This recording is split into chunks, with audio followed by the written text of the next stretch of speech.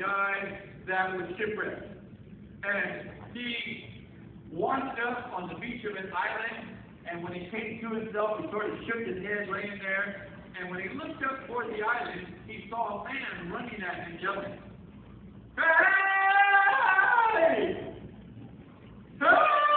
And he's running right at him. And so he said, "What am I going to do?" And so he stands up, but he doesn't know where to run. The ocean's behind him. He's on this island.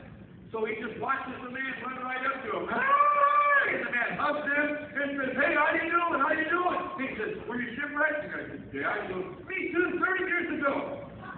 The guy says, 30 years ago? He said, "Yeah." "You're the only survivor?" He said, "Yeah." He said, "Me too, 30 years ago. I've been here by myself for 30 years.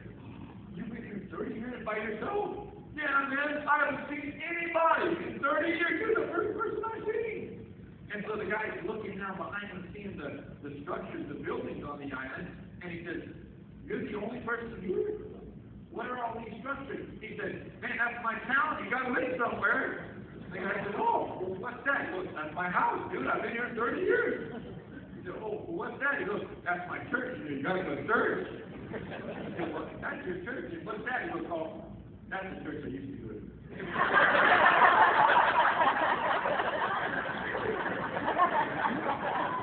And that's how you know he's American.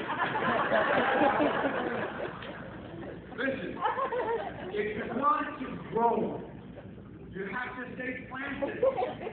You have to stay planted. Somebody says, "Yeah, you know, every church I go to, like, there's all this stuff I have to deal with." Well, don't you know that fertilizer makes things grow? You have to deal with the stuff, but it makes you grow.